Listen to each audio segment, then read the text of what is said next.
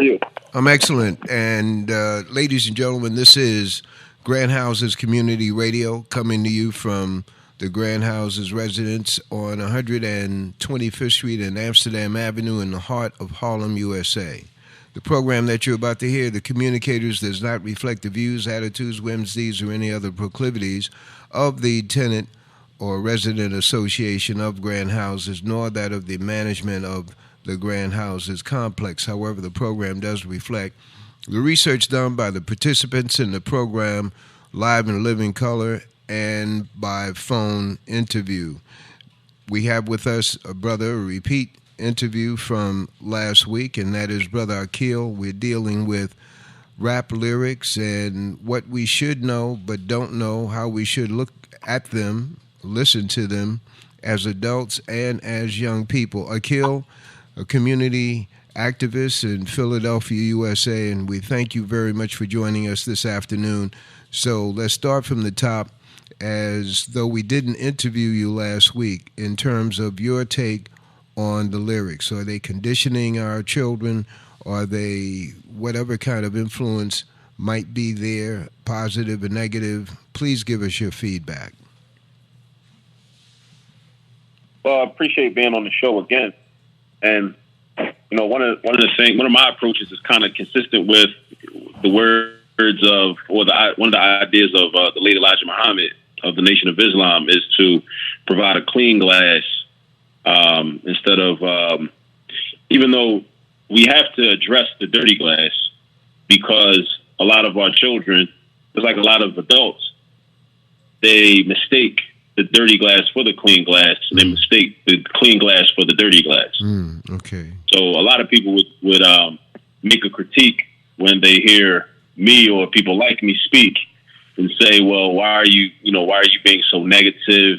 Why are you only highlighting these negative aspects? Why not simply focus on the positive alternatives, which we should focus on positive alternatives. However, even when we're focusing on positive alternatives, if the listeners in the audience think that the positive alternatives are actually negative alternatives, then we have to shed light on what the true negative alternatives really are in order to reorient our people so they'll understand. Because oftentimes when you talk about commercial rap artists, the commercial rap artist is seen as positive just because they make money. Just because they were able to buy their mother a house in the suburbs and move her out of the projects. And while that is a positive thing, life is much more complex than that.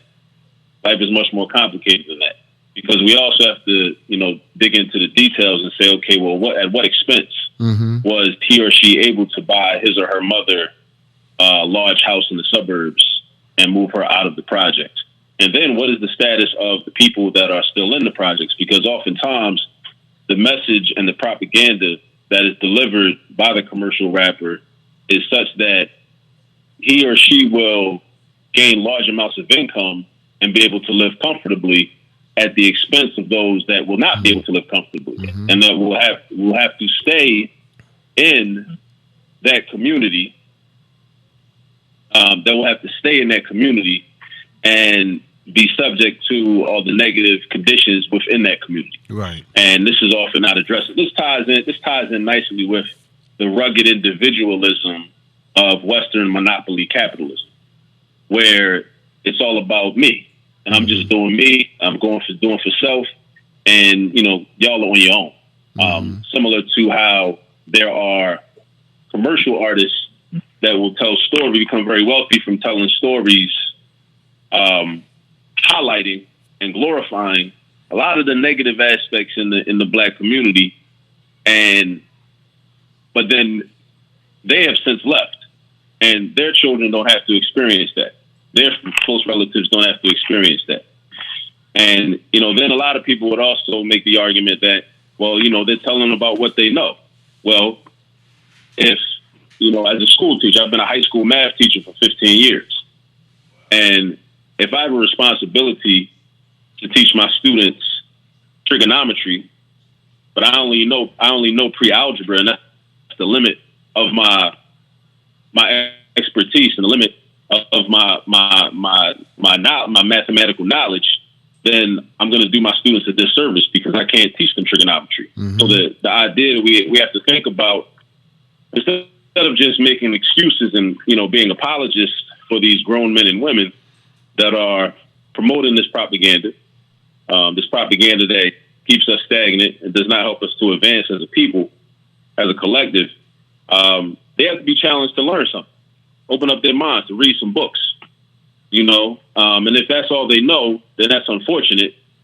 But the onus should be on them as grown men and women to learn more, so that instead of just saying, well, this is what's taking place in the hood and I'm going to make songs about it, they should also be able to say, well, this is what should be taking place in the hood. Exactly. So that we can advance humanity. Beautiful. And a lot of them are make conscious decisions to not even be concerned about that because, these European or these white corporate controlled record labels will pay them large sums of money just to kind of have us wallow and be stuck in what's going on right now. And then at the same time, there's an issue of perspective because, as I said, a lot of the things that are taking place are being glorified. They're not being looked at through a critical lens, and which doesn't leave, a lot of our revolutionary scholars and freedom fighters that some have passed away and some are rotting away as political prisoners right now, and some are not. Some are just out still doing work, and some are teaching. Some are just doing many different things. Their work was dedicated to speaking about what is going on in the hood and in the inner city, but they were concerned with making changes. They were concerned with how to fix the problem, not let's just, be alarmists and just tell what's going on. And oftentimes, like, a lot of the commercial music, these things are not even seen as problems. They're just seen as, well, it is what it is, and we can't really do anything about it. But what we can do is we can get rich telling stories about what's going on. And then we can just go live happily ever after, and we can remove ourselves physically from this community and not have to worry about it ever again. Brother Akil. So that's kind of, yes, sir. What kind of contact have you had with guys in management and with guys, not when I say management and the record label management belonging to the record labels, what they call A&R or whatever, and what kind of contact have you had with rappers in terms of what your assessment is that you just gave us? You mean personal contact, like yes, personal sir. Interaction? Exactly, right. I haven't had any personal interaction. All this is observation from just years of being a fan of it myself during my own growth and development as a teenager, as a youth, and then as a teenager, and as a young adult, and as an adult. And I mean, generally, I'm still a fan of hip hop and rap music. But as I've become older, I've become more critical of the commercial rap in terms of how it affects our young people. So no, to your question, I've never sat down and had any meetings with any A&Rs. I've never sat down with any of these commercial rappers and had conversations with them. I'm open to that, but up to this point, that has not taken place. Next question is, what kind of assessment have you made of shows like The Breakfast Club in terms of whatever information they may be giving, positive, negative, thought-provoking, etc.? The Breakfast Club essentially just highlights whatever is popular. So, a lot of the artists aren't really taking the task for anything that they're doing to promote neo-colonialism or colonialism or Eurocentrism or Western monopoly capitalism. They're not taking the task for that. I don't what the Akil, your voice went out, because of the transmission. Just repeat that. Okay. What I was saying was, I don't know that. I said what the Breakfast Club does is they highlight whatever is popular. Right. There's nothing anti-establishment about the Breakfast Club at all. The Breakfast Club is the establishment. So that's a while they may try to advertise themselves as being anti-establishment, I mean, you have a host that might mention Malcolm X's name, from time to time, but it's very clear that he hasn't really studied Malcolm X or Malcolm X's work or even analyses done by others of Malcolm X. And it kind of just it's there to maintain the status quo while giving the impression that it is about systemic change. It's not about systemic change. I mean, it may aid and enable some black people to make some money in this current system, which is fine. And they may invite some people that have been controversial onto the program, but it's not about systemic change. And what our people need and what our community needs is systemic change. And that program is not about systemic change. It's about highlighting those that have been able to assimilate into the system. Many of them by utilizing rap music, some by using the corporate structures, some by using this electoral politics. It's meant to highlight them and show us that if you're unable to do that, there's something wrong with you, because look at all these examples of people that have been able to be quote unquote successful within this American system. So it's like, what are you complaining about? You just didn't work. You're just not working hard enough. Right. Well, I mean, the question is what's the goal? Is the goal for us to assimilate further into the system, or is the goal for us to nation build and create a different system, an alternative based on a different set of values, a different set of ethics, a different set of morals, a different culture? Because it's very interesting. Like with programs like the Breakfast Club, you'll often hear the show talk about this phrase that I question a lot, for the culture. And again, if we're going to be analytical and be intelligent people, we have to question what culture they are talking about. We have to question, are they talking about an authentic culture rooted in Africa and our African existence? Or are they talking about some type of perversion of African culture that, has been responsible for, really has not been even created by us, but has been created by our oppressors and just had, blackness as a label slapped on it. So that's the question. What culture are they actually talking about? Right. Is what I wonder. Now, so programs like that are not to really change anything. It's not that I would expect for them to. I'm looking at the kind of influence they have with the segments of the audience that quote reflects what we're talking about, the fans of rap, the consumers of the lyrics. I hear music, but I don't hear the lyrics. It's almost in a different language. I mean, some of the things I can understand, but the influence is what I'm looking at now. The question that just came to mind as you were answering is the imagery of young black women, and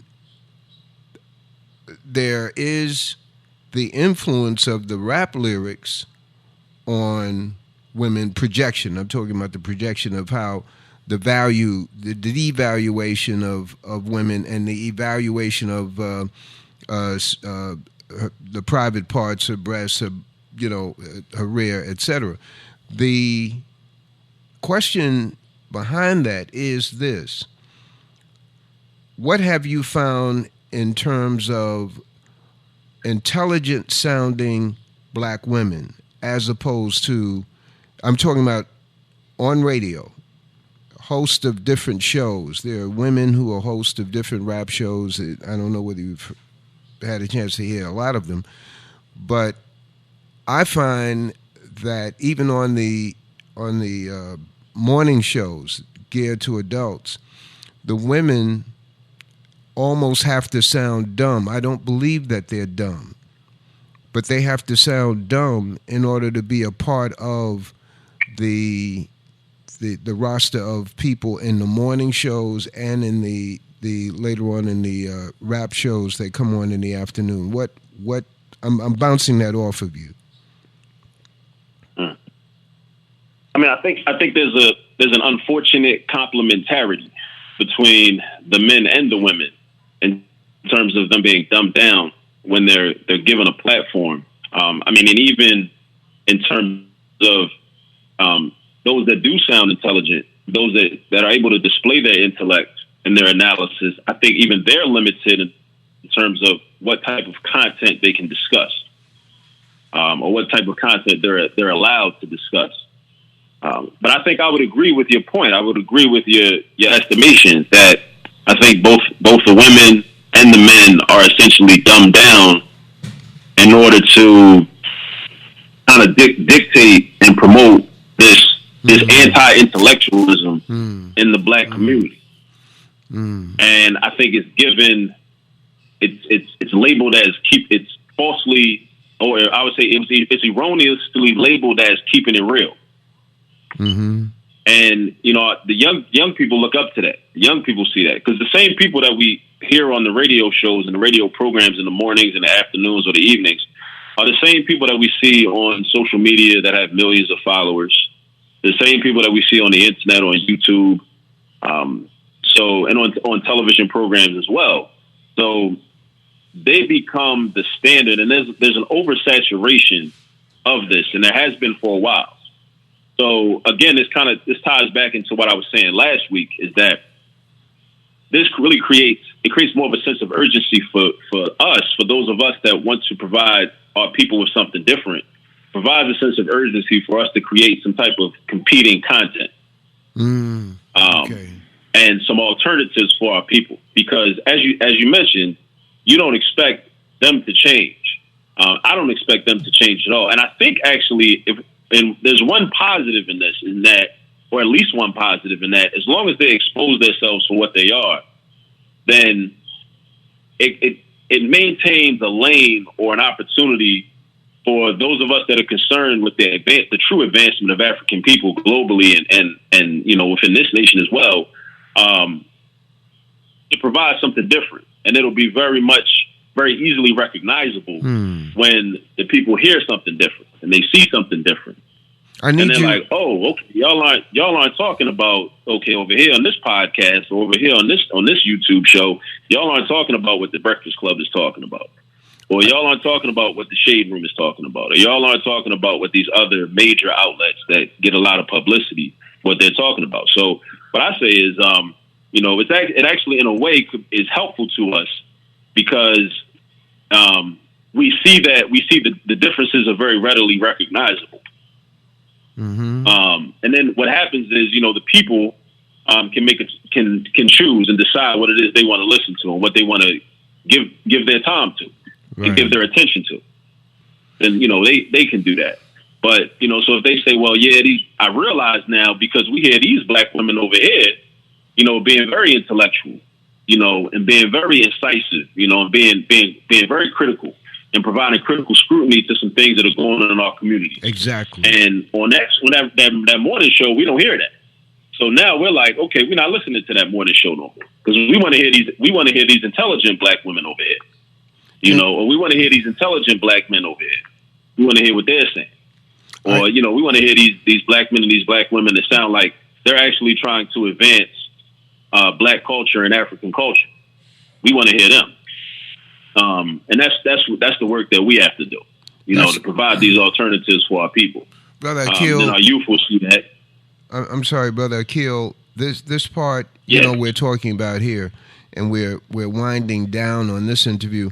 But what we're talking about here, and when I'm saying we, the dialogue between yourself and I, as it relates to intelligent black women, I think that the projection of intelligent black women, and when I say that, I'm talking about content of their dialogue, which is what you just pointed out, that is possibly more profound than the projection given by, quote, intelligent sounding black men.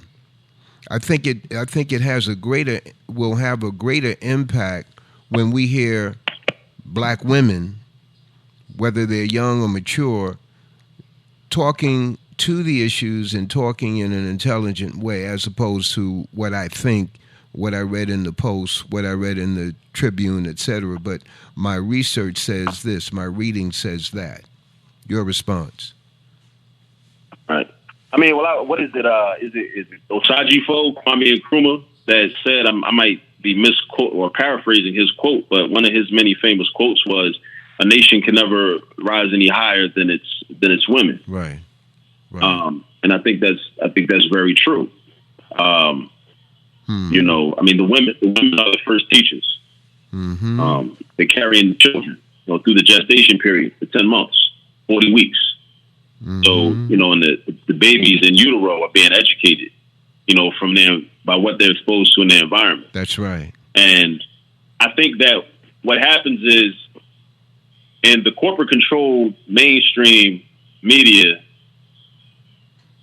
it's become acceptable and become very much favorable for, again, just like I mentioned about the black men as well, but the black women to be dumbed down. So again, we have to create the alternatives where it's like, no, that's not acceptable, because we all know many. Well, I know many intellectual and intelligent black women, but those black women need much more exposure. And even among those that are very intellectual and very intelligent, we have to make sure that we're having the conversations about the content that really needs to be discussed. That will really push us forward and not just kind of allow us to perhaps work toward getting a more comfortable space on the plantation. Because, you know, if we're serious about nation building, then we're going to have to start having some different conversations about some different things. Brother Akil, this is the last question as we wind up, and that is, have you had the opportunity to play around with utilizing rap with your teaching of math? I have. I'm actually in the process of, throughout my career, I've done that. You know, I've utilized different rap lyrics where mathematical terminology has been used, whether it was done intentionally by the artist, him or herself, or whether it was done coincidentally. I've done that. But I've also, there's a larger project that we don't have the benefit of time to speak about right now, but a larger project that I'm working on called Hystematics. And Hystematics is where there's a merger between history, which is cultural and political education, and, you know, as I present it, and mathematics and mathematical aptitude.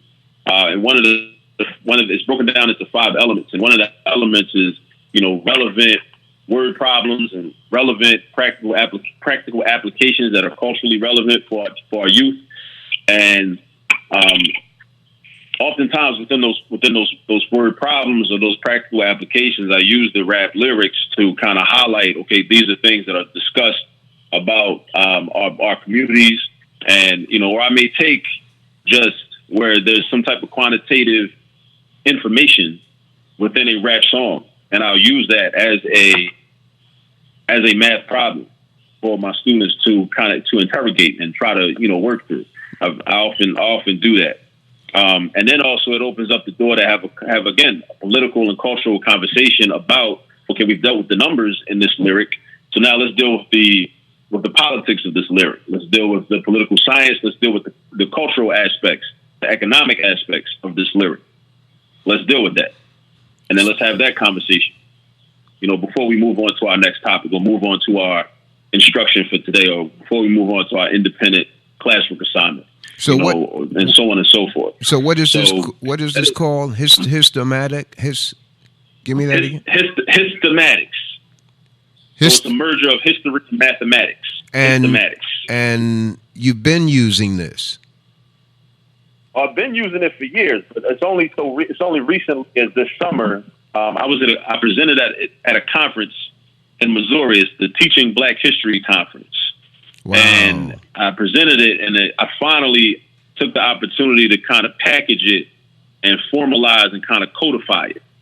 And I presented it for the first time, and I plan to present it, you know, even more going forward at some other conferences and in some other places as another methodology to be able to provide our children in the Black community 2 major things that they're lacking in. One is our history, our relevant history, which will help us, which is not just about just boosting their self-esteem temporarily. But in order for them to have clues and insights on how we can, as Jacob Carruthers used to say, how we can get out of this mess that we're in by understanding what the ancestors experienced and understanding what we went through and what we've been through, and how we can take clues from that and use that to move forward and advance, right? So I finally, kind of packaged it, put it together. But our youth also, as I was saying, are also very deficient in mathematics, collectively speaking. So it was my kind of way of trying to merge two things, merge two areas that we definitely need development in and assistance in, and kind of figuring out, how to present it to our people, so that we'll be in a better place and in a better position going forward. So, Akil, in our next segment, which we will have in a couple of weeks, depending on your schedule, is that the hystematics something that you can demonstrate by phone? That if we have maybe even some students in the studio, we can do some things on paper. I could. Yeah, we can. We're very resourceful people, So yeah, I could do that by audio. Okay, so we're gonna work that, brother Akil of Philadelphia. How do people connect with you? Is there email address that you would like to share? The best way is probably social media. So on Facebook, my name on Facebook is Akil, Akil. Last name is Parker, Parker. So on Facebook, it's Akil Parker. On Instagram and Twitter, it's Akil, Akil _Lateef. Now, Lateef is spelled Lateef. Excellent. So Akil Lateef. Akil. On Instagram and also on Twitter. So social media is probably the best way to get in contact with me. Excellent. Yeah, that's probably the best ways. Beautiful. Thank you, my brother, for joining us again on The Communicators. Brother Akil of Philadelphia, U.S. Black A. Thank you.